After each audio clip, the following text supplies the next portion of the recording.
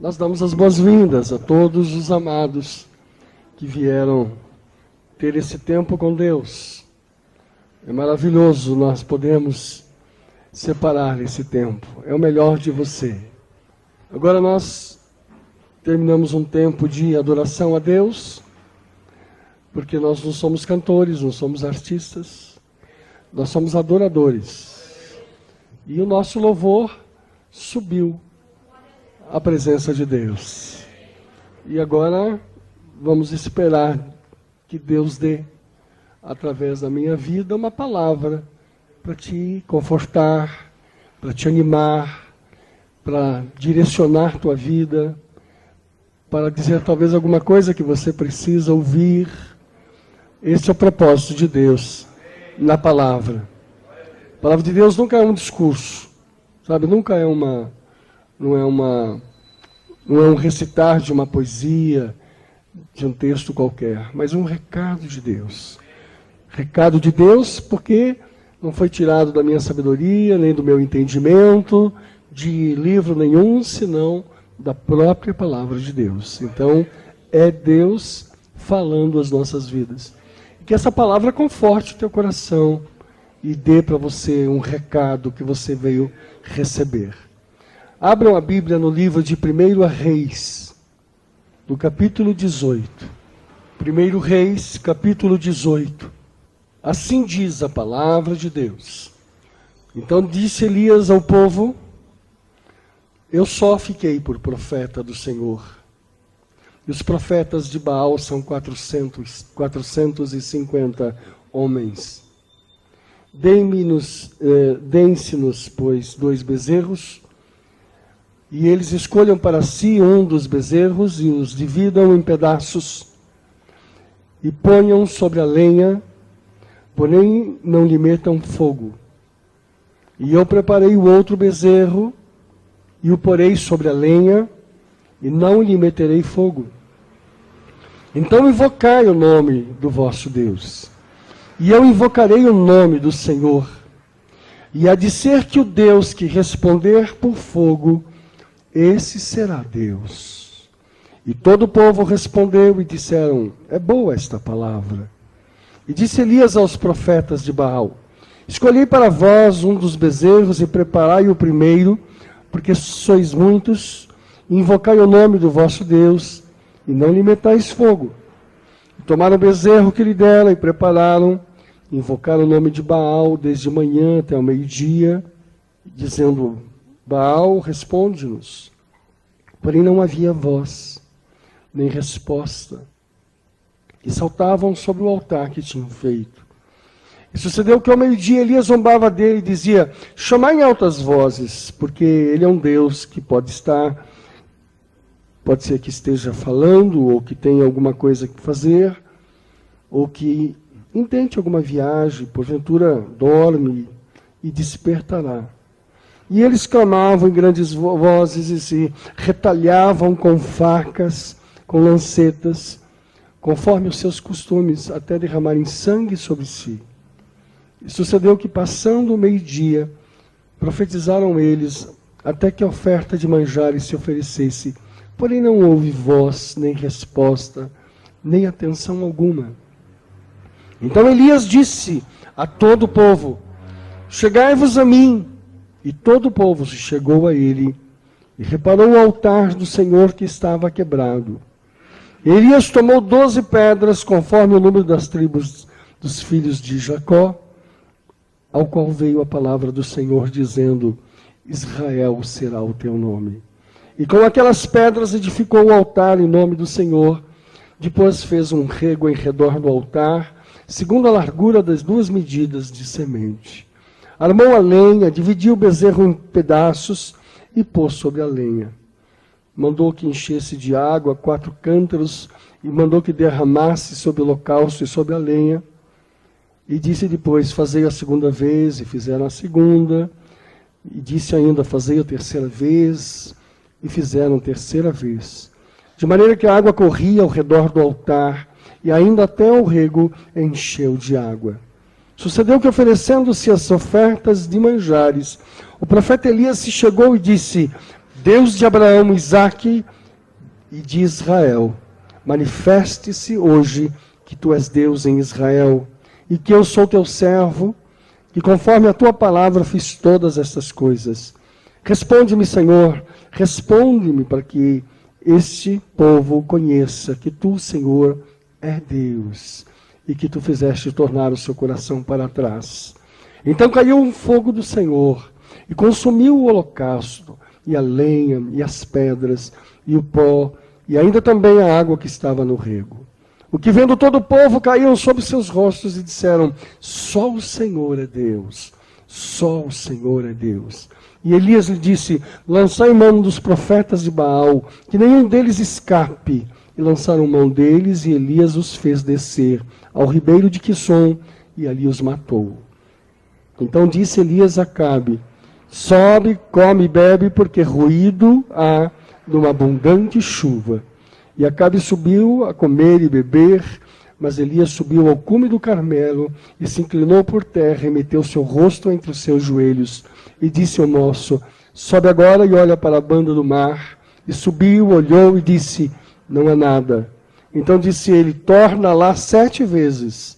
E sucedeu que a 7ª vez disse: eis aqui uma pequena nuvem, como a mão de um homem, subindo do mar. Então disse ele: sobe, dize a Acabe: aparelha o teu carro e desce, porque a chuva, para que a chuva não te apanhe, não te alcance.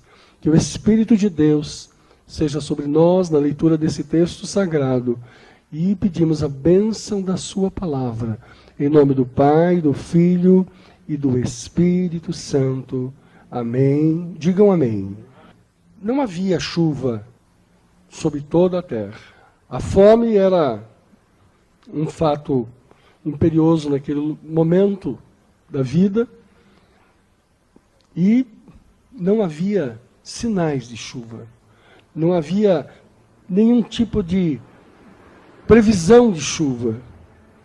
E com isso, aquela terra que já era árida, que já era difícil, ela ficou totalmente seca, e havia fome sobre a terra. Reinava sobre o povo um homem ímpio, incrédulo, e pior do que isso, casado com uma mulher terrível, pecadora, uma mulher sem propósito, sem postura, um exemplo típico de malignidade. Não existe coisa pior para um homem mau que ter ao lado uma mulher maligna, né? Quando você tem pelo menos o equilíbrio das forças, ainda é uma bênção, né? Quando você tem uma mulher abençoada do lado de um homem maligno, a palavra de Deus diz que a bênção que está sobre ela divide com aquele que não é abençoado, mas que vive com ela.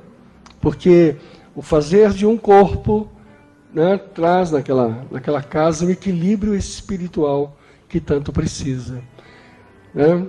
Quando a mulher, quando o homem é bendito, é benigno, né, e a mulher é maligna, ainda assim ela é abençoada pela benignidade do seu marido.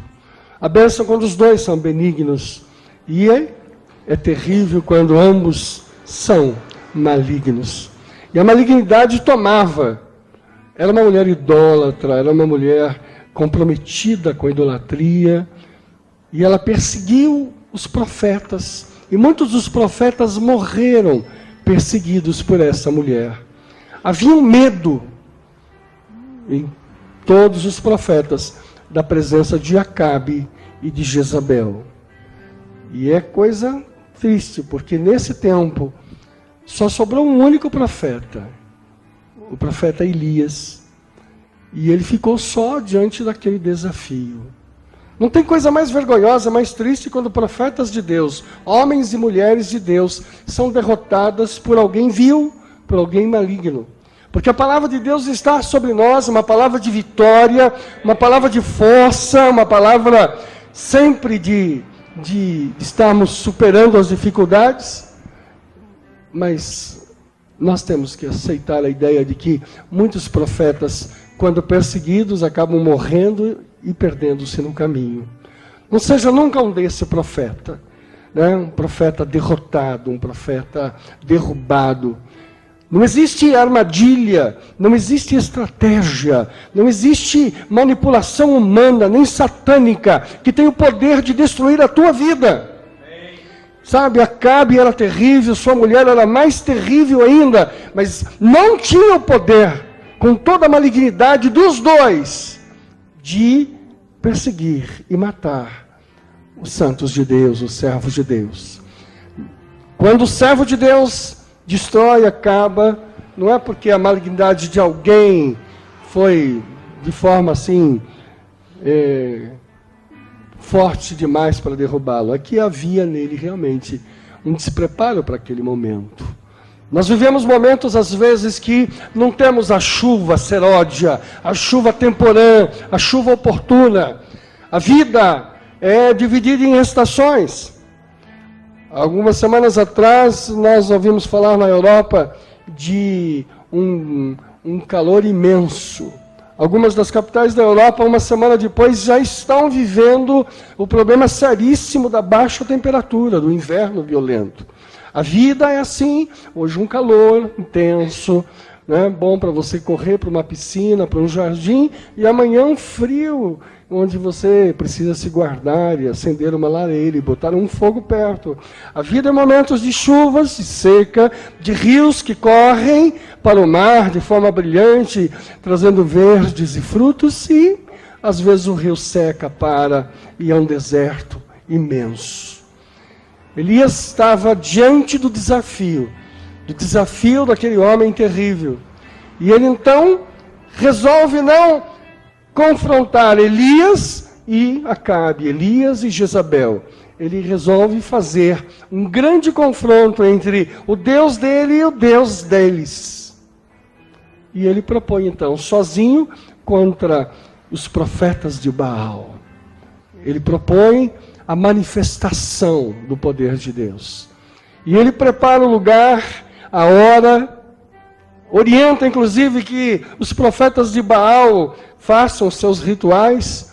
E o texto diz que eles começam então a fazer sacrifícios, começam a se cortar, começam a se sangrar. Nós vemos muito isso, sabe, na cultura africana, nos rituais de Umbanda, rituais de sacrifícios humanos, né? Esse tipo de oferenda de sacrifício de sangue. O que ocorre é que o sacrifício de sangue fora feito pelo Senhor Jesus. Não há necessidade, Deus não responde a esse tipo de oferta, de oferenda, né? Você vê pelas cruzadas da vida, pelos caminhos da vida, né? Galinhas aí cortadas, com os pescoços cortados e sangue espargido, porque as pessoas continuam em Baal, as pessoas continuam no mesmo ritual do Monte Carmelo. Mas a essência do que Elias disse foi exatamente: o Deus verdadeiro é o Deus que manda fogo. Sabe, e era uma questão comparativa. Se vocês tiverem um Deus verdadeiro, fogo virá sobre esse altar. Senão, não venha. E o que aconteceu exatamente nesse texto é que depois da preparação deles, do sacrifício, de todas as oferendas, dos rituais, Deus não falou. Nós vemos muitos rituais, nós vemos muitas formas das pessoas buscarem Deus. As pessoas têm necessidade de aproximar de Deus, mas Deus não responde. E porque Deus não responde, então as pessoas fazem deuses. Nunca se construiu tantas imagens, nunca se construiu tantas figuras divinas. Sabe, as pessoas, por não ouvirem Deus, por não poderem sentir a presença de Deus, o fogo de Deus, então beatificam pessoas que já morreram, tornam essas pessoas de uma certa forma santificadas e dotadas de poderes especiais, tudo porque eles não tiveram o contato e a comunhão com o verdadeiro Deus. Porque quando você tem com Deus, você não precisa de ninguém intermediar. A palavra de Deus é clara nesse sentido, que Jesus é o único ser que faz a intermediação entre o Pai e nós. A relação nossa com o Pai é intermediada por Jesus. Não há ninguém que possa ir e estar ao lado. Esses dias eu li uma coisa terrível.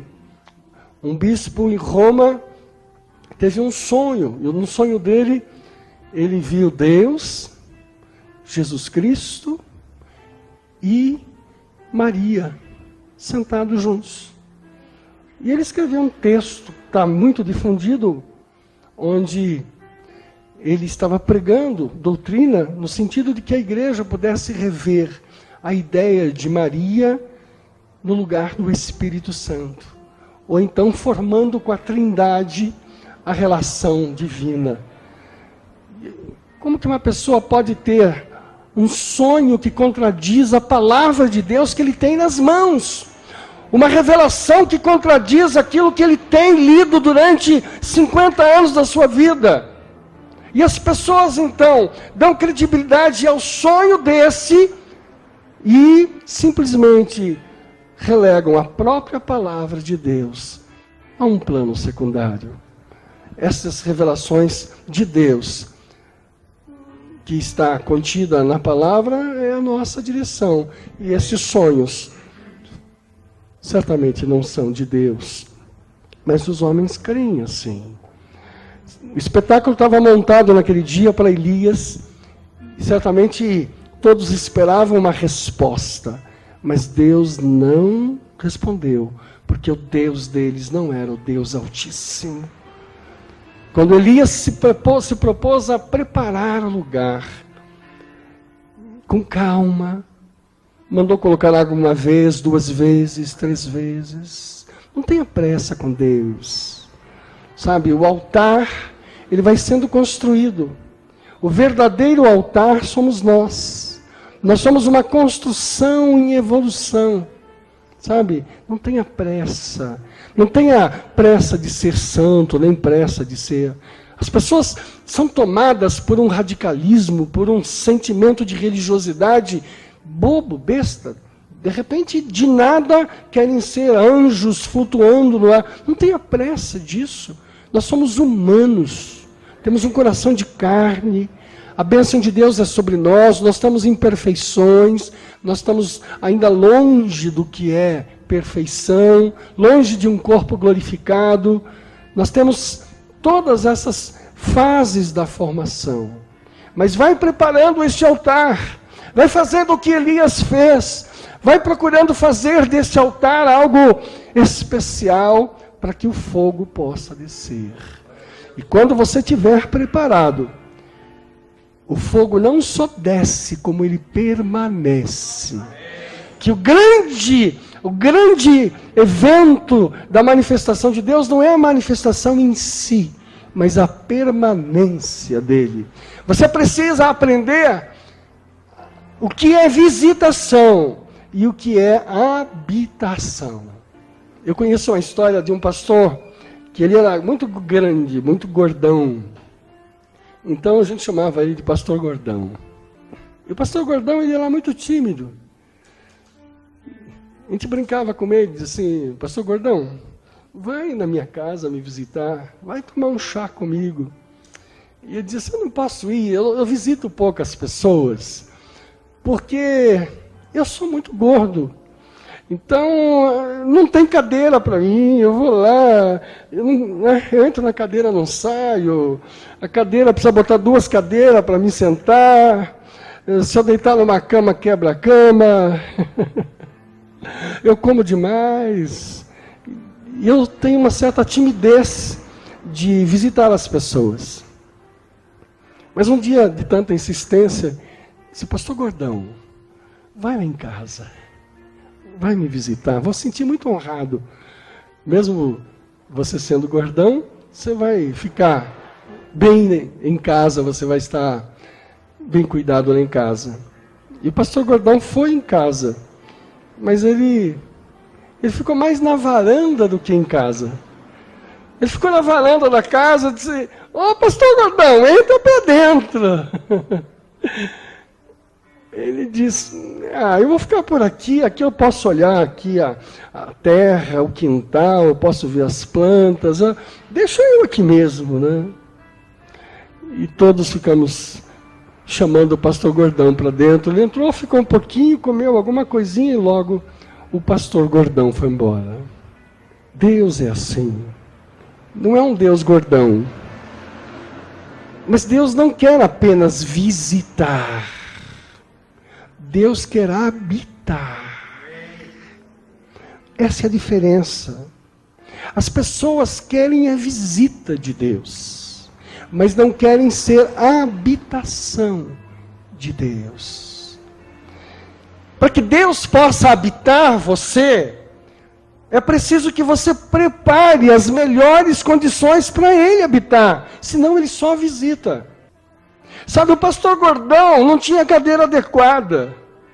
O pastor Gordão, se tivesse que ir ao banheiro, ia complicar, não cabia. O pastor Gordão, quem sabe, não passava na porta. Eu não sei mais coisas que você poderia ter lá em casa que o pastor Gordão não ia se adaptar.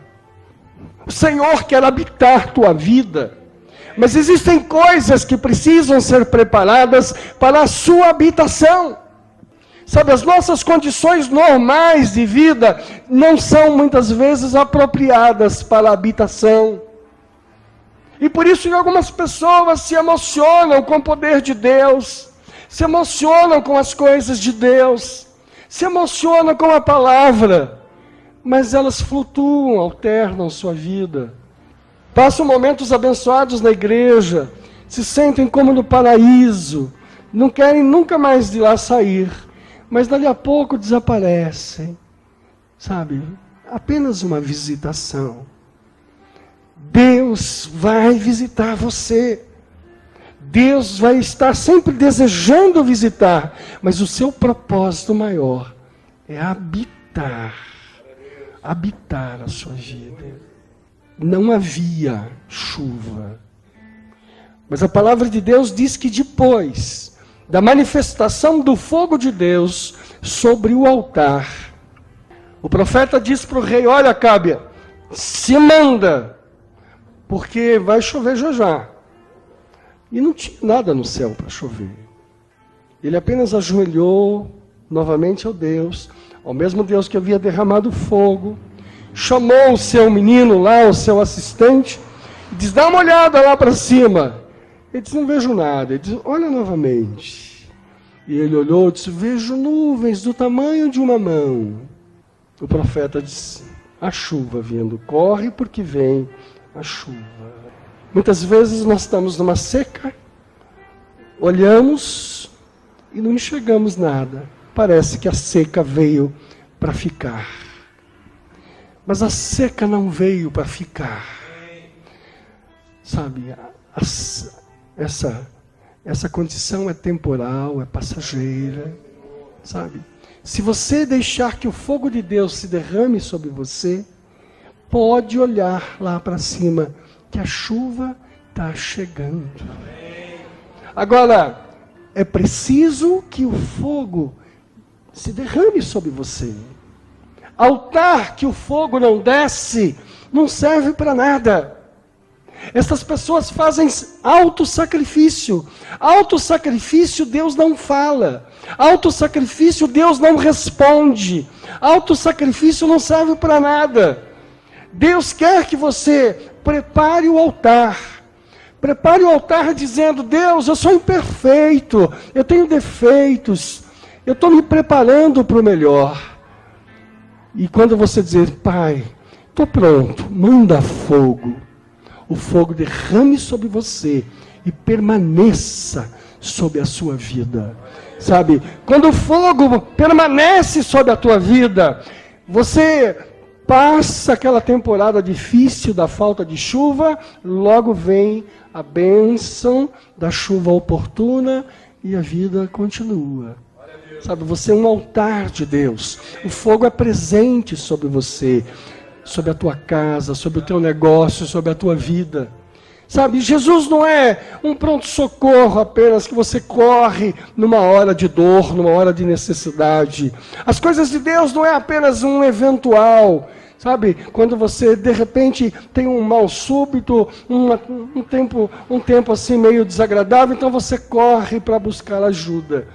Deus te abençoa, Deus responde a você, Deus te produz um bem-estar naquele dia, naquele tempo. Mas Ele tem pressa, Ele quer mais, Ele quer habitar, não quer apenas visitar. Deus tem visitado você, Deus tem dado paz no teu coração, tem dado resposta à tua vida, Deus tem feito maravilhas com você, mas Ele quer habitar. Eu quero estar mais com você, eu quero estar mais tempo na tua vida, sabe, eu quero desfrutar desse altar mais vezes. Prepare o altar para que o pastor Gordão entre e fique. Sabe, permita que Deus possa ajeitar os melhores lugares da sua vida, para que Ele possa permanecer ali. Dá um tempo com Deus na noite, na madrugada. Faça com Deus algumas coisas assim especiais. Se ajoelhe diante dele na sua casa, faça na tua casa um lugar santo, onde você pode ir lá e ter ali um tempo com Deus. Faça coisas assim. No teu trabalho você tenha algum tempo que você destina à comunhão com Deus. Sabe, permita que o Senhor possa estar mais tempo com você.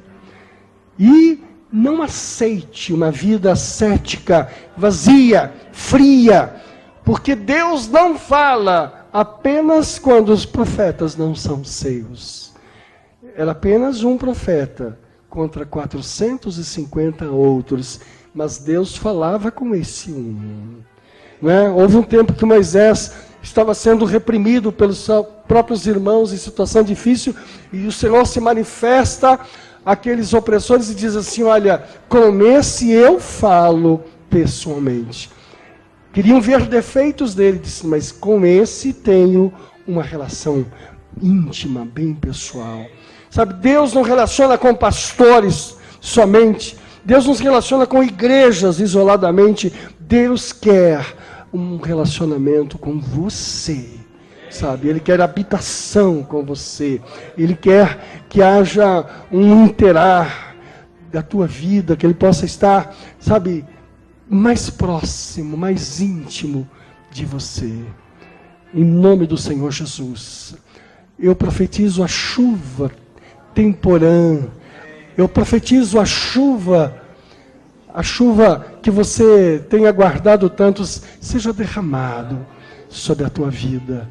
Eu faço nascer, quem sabe nessa estrada seca, vazia, eu faço nascer vida, vida, vida. E eu digo, fogo de Deus, derrama sobre os teus filhos, derrama sobre as tuas filhas, Pai, derrama sobre estes altares que aqui estão, fogo de Deus, Senhor, que não se manifesta a milhares de pessoas, porque eles estão cultuando e sacrificando a outros deuses, se manifeste a mim, se manifeste a esses que aqui estão, Pai, e eles sintam a tua presença, Pai, e ao entrar, ao habitar, Senhor, nós pedimos que Deus ocupe tudo aquilo que não é do seu agrado, não é adaptável a Ti. Tira toda a tristeza, toda a angústia, toda a falta de paz, toda a falta de discernimento.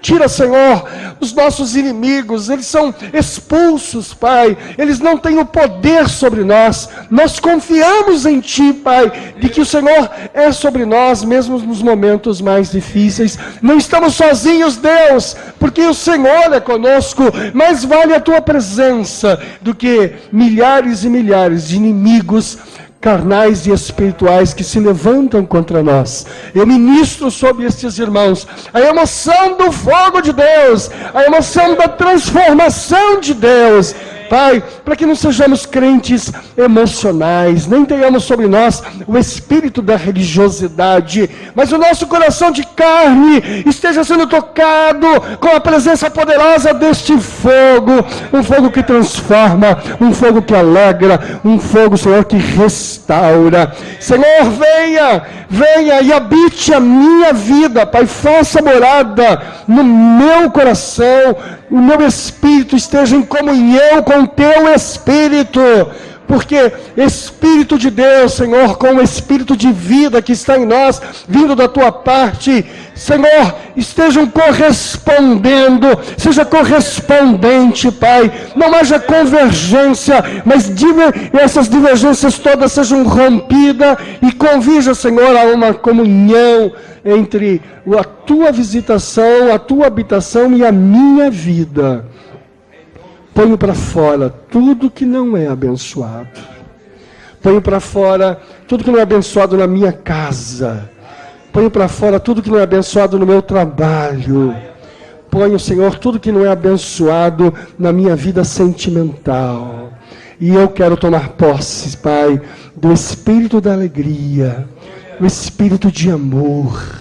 Estou aqui para ser feliz, Deus. Estou aqui para ser amado. Estou aqui para amar. Senhor, não aceito a amargura, não aceito a prisão da mente, não aceito todos esses desvios, Pai. Essas pessoas que põem sobre nós para nos infelicitar, sobre nós o espírito de alegria, de paz, de felicidade, do gozo da vida. Dá-nos, Deus, um coração de carne, não um coração de pedra, não um espírito de religiosidade, não um espírito de inconformismo, de sofrimento, de lamúria, mas nos dá, Senhor, palavras de vitória. Dá-nos, Senhor, palavras e testemunhos de vitória sobre as nossas vidas, Pai. Que as pessoas possam olhar para nós e sentir, Deus querido, que somos abençoados, que o nosso altar pega fogo, que o nosso altar, Senhor, ele é de forma concreta, Pai, direcionado por Ti, incendiado por Ti no Espírito. Ó Santo Deus, ó Espírito da verdade, ó Deus da justiça, ó Pai da consolação, ó Deus conselheiro, Deus forte, Deus maravilhoso, Príncipe da paz, estrela da manhã, ó Santo de Israel, bendito é a Tua presença sobre nós. Espírito de malignidade, espírito de Acabe, de Jezabel, espírito de Baal, de destruição, saia da nossa vida, desempeça a nossa vida, porque a chuva de Deus é derramada sobre nós, agora, Pai, como uma chuva abençoada. Oh Deus, sobre nossas vidas, a chuva temporã, que nos felicita, que nos abençoa, em nome de Jesus. Amém? Quem entra na chuva é para se molhar. Tá? Então, se molhe bastante. Não aceite uma vida presa, angustiada. Não aceita isso. Diz: o meu Deus é Deus de fogo. Meu Deus é Deus de poder. Eu não aceito ficar preso em angústia, em problemas. Sabe, não deixa o problema dos outros te afetar. Não deixa a malignidade dos outros te atingir. Não deixa a incredulidade dos outros tirar a tua alegria. Se Deus, paciência, eu creio no fogo seu, que desce sobre a minha vida, sobre este tabernáculo, sobre este altar, e eu quero esse fogo poderoso de Deus sobre a minha vida, sabe? Seja repreendido todo espírito que contrarie isso, sabe? Todo espírito que possa estar travando a minha vida, estabelecendo para mim caminhos que não são abençoados. Deus, tire da minha frente quem não é abençoado. Não ponha homens nem mulheres na minha vida que não sejam abençoados de Deus. Não ponha sócios nem negócios que vão trazer para mim sofrimento. Pai, jogue fora com todas as relações que não são agraciadas para mim. Deus, não me apresente, passe distante, longe, as pessoas que não vão me abençoar. Permita, Senhor, que não os conheça, nem me relacione, mas eu quero, Senhor, me aproximar da bênção de Deus. A palavra de Deus diz que há um encontro maravilhoso de Maria grávida com Isabel, né? Que seria a mãe de João Batista, e ao encontro de grávida com grávida, né? Então eu disse que assim, grávida atrai grávida, né? Você tem que atrair pessoas do bem. Você tem que atrair gente de sangue bom. Você diz, pastor, o que é gente de sangue bom? É gente que tem o sangue derramado na cruz do Calvário. Aqueles que creram naquele sangue. Esses são sangue bom. Você dizia os outros você pede misericórdia. Você intercede, você diz, Deus, dá bênção para ele. Sabe, faça uma transfusão. Né? Quem sabe, manda ele colocar o braço. Vamos lá, põe teu braço aqui, vamos fazer uma transfusão de sangue, né? E o que nós fazemos aqui é enfiar uma agulha com o sangue de Jesus nele, diz em nome de Jesus, né? Sangue novo nessa vida. Mas você que já teve essa transfusão, sabe, faça repelir de você todo espírito que contrarie a felicidade na tua vida. Você está aqui para ser abençoado, para ser feliz, para estar em paz, para deitar no travesseiro e dormir, e levantar motivado amanhã, e ir trabalhar, e ser o melhor dos trabalhadores, o melhor produtivo, potencial. A mão de Deus está sobre você, você está capacitado, você está abençoado, sobre você está uma palavra de vitória, sabe? E quando você diz assim, olha, está tudo feio, né? Você olha e diz, não, eu já vejo uma nuvenzinha. É do tamanho de uma mão, doutora, mas eu já posso ver a chuva que está chegando. Né? Chuva bastante para a tua vida, né? Chova muito sobre você, no tempo certo, para que os frutos possam aparecer, que possam ser conhecidos entre os homens. E as pessoas olham e dizem, esse daí, ele não é filho de Baal, não, esse é filho do Deus Altíssimo. Né? Glória a Deus. Que as pessoas possam olhar para você, né?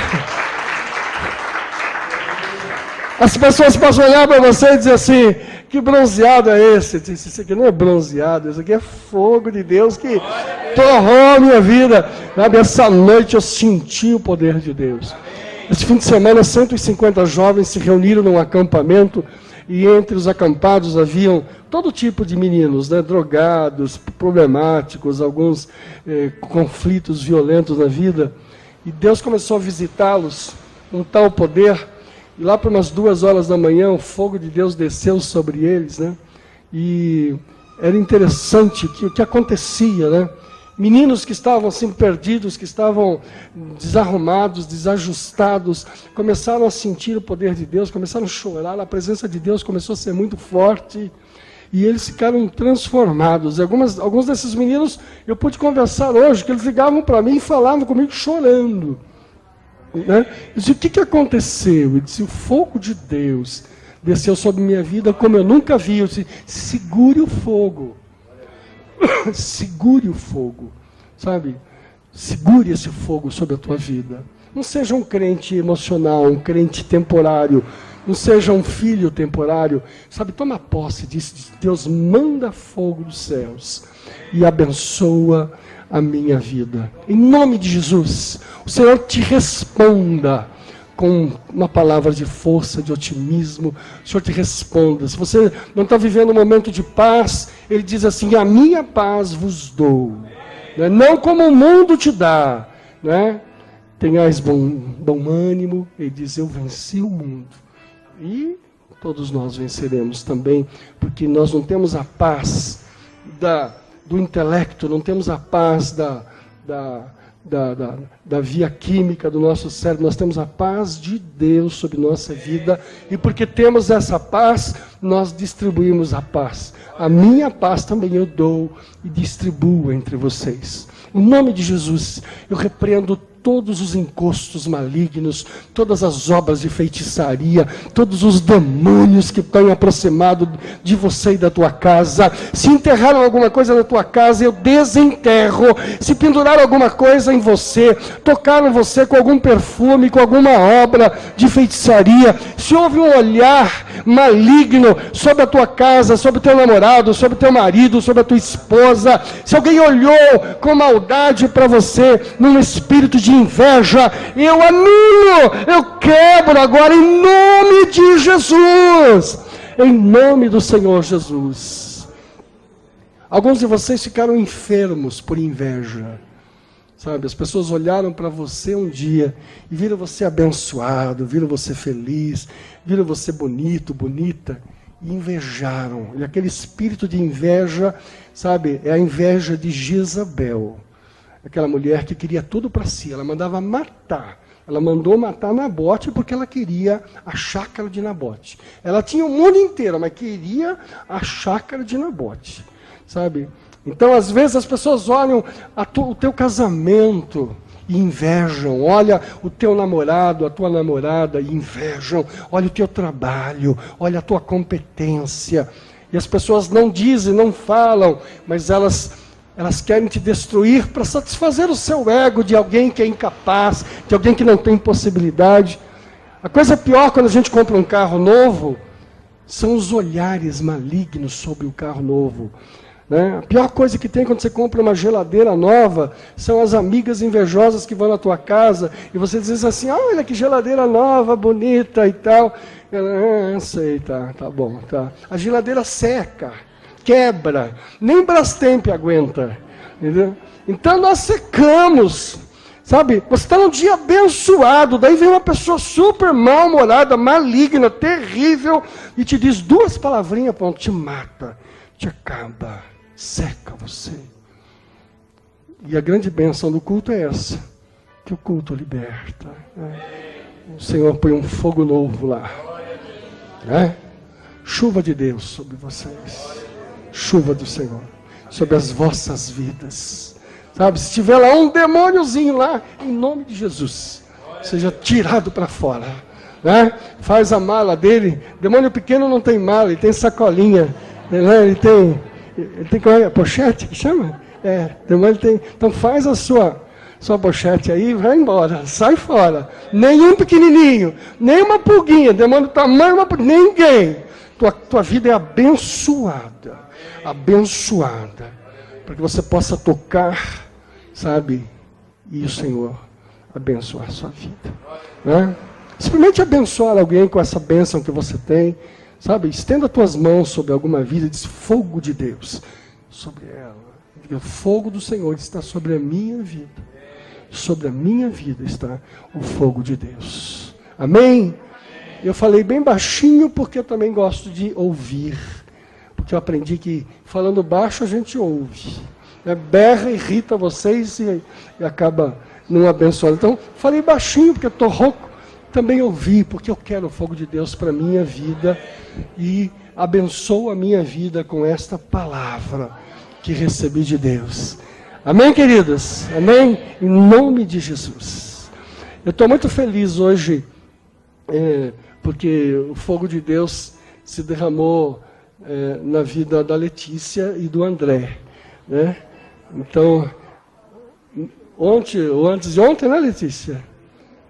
Isso. Durante muito tempo, eles oraram a Deus e queriam a bênção de um filho. Né? E o filho era tão esperado, tão desejado, mas não tinha chegado a hora. E Deus cumpriu na vida da mamãe, Letícia.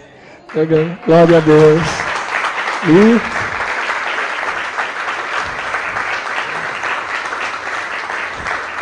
estamos muito felizes com você.